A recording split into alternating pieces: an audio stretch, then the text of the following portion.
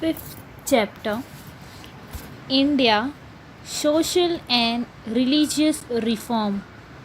Points that include in chapter are call for social and religious reforms, age of reforms, religious reforms movement, contribution of social reformers, contribution of the rulers of princely state in India. The contribution of the Indian social reformers who emerged from the first generation of Indians and who studied under the new educational system introduced by the British is very significant. The visionaries in the Indian society were aware that political freedom was not adequate without the internal transformation. It could happen through social and religious reforms. Hence, it is essential that we briefly review the socio religious reform movement. Rajaram Mohan Roy's effort was the beginning point of these movements.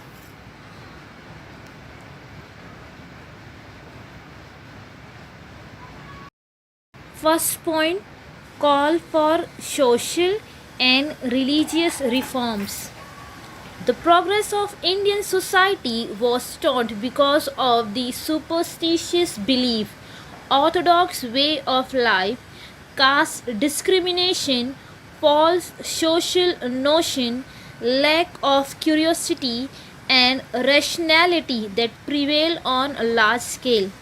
The social reformers who were trained in the modern education system introduced by the British developed a different world view. They felt the need of creating a new Indian society which cherished the progressive value of freedom, equality, fraternity, and humanism. Therefore, they began to work toward creating mass awareness on various social and religious issues. Due to modern educational system, age of reforms begins in India. Rajaram Mohan Roy was born in Bengal. He translated Sanskrit Upanishad in Bengali language. The experience of witnessing his brother's wife immolating herself on her husband's funeral pyre, that is, she followed the custom of sati, perturbed him very deeply, that make him unsettled. Roy published a letter about the evil practice of sati. He was the first Indian to point out that none of the Indian religious texts mention the practice of sati as a prescribed religious obligation. It is because of his effort that a law was passed by the Governor General Lord William Bentinck abolishing the practice of sati in 1829.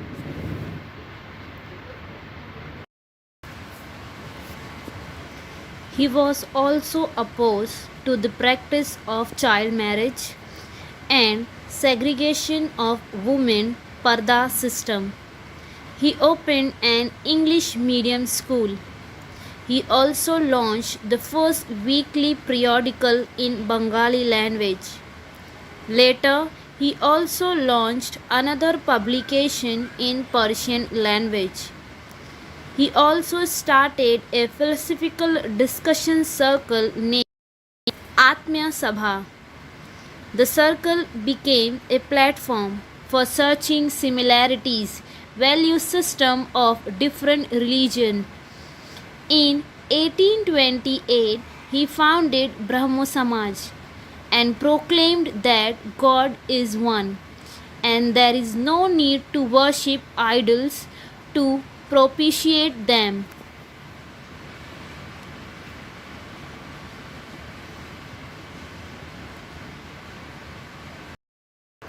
Raja Ram Mohan Roy spoke in support of anti-colonial movement in the Spanish colonies in South America. He supported the liberal people in Spain who were against the monarchical rule.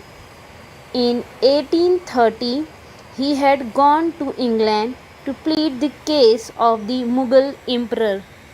In recognition of this, the Mughal emperor conferred the title of Raja on him. He stayed in England for 2 years.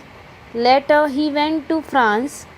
In India, he unfolded Europe for the Indians, and similarly, whenever in Europe, he unfolded India to European. Roy, being trained in the British regime, led the foundation of modernity in India through his writing and work.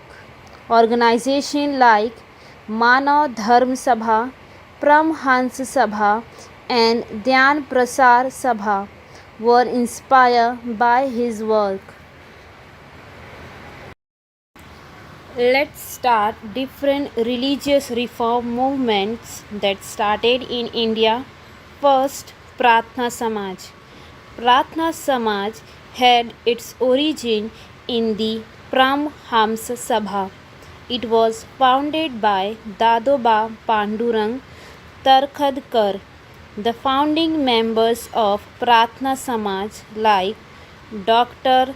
Atmaram Pandurang, Justice M.G. Ranade, Dr. R.G. Bhandarkar opposed idol worship and emphasized on the principle of one supreme God, monotheism.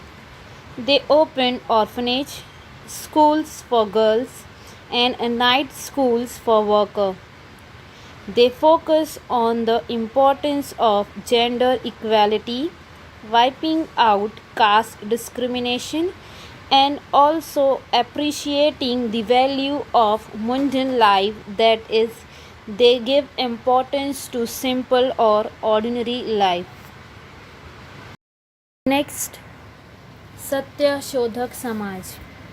In 1873, Mahatma Jyotirao Phule founded Satya Shodhak Samaj in Pune. It challenged intellectuality and rationally unjust religious tradition. Mahatma Phule cracked a whip on the social customs and practices which pushed the masses of Indian society into a miserable state. He showed a new path to the farmers, artisans, workers, and various suppressed castes for their upliftment. The characteristics of the Satyashodhak Samaj include monotheism, belief in one God, rejection of the authority of Veda Puranas, acceptance of rationality, opposition to dominions and institution, that is interference of the priest, and idol worship, pilgrimage, disbelief in miracles, and opposition to the notion of a world after death. Mahatma Phule and Savitri Bai Phule took initiative in the movement of education for girls by starting a school for them. They emphasize on the fact that educating the girls is the only way to their emancipation. The work of educating girls was continued by Pandita Ramabai and Ramabai Ranade.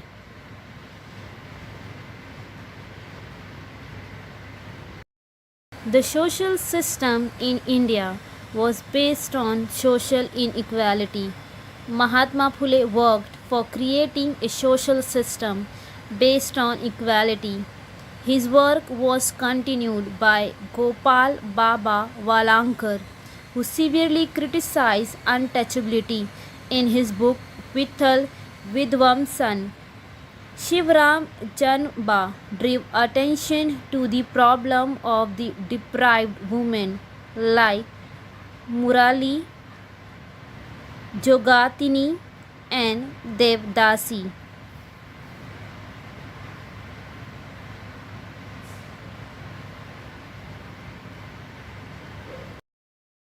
Arya Samaj.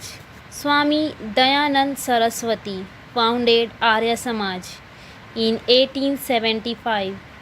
Arya Samaj regarded Vedas as holy books.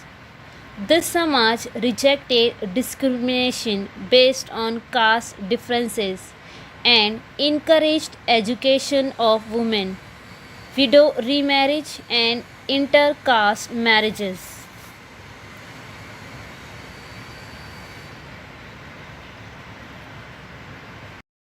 Ram Krishna Mission.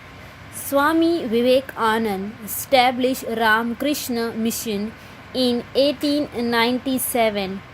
Ram Krishna Mission focused more on serving needy people. They work for people affected by famine, health care for the sick people, serving the weak, upholding the cause of education for women, and spiritual betterment.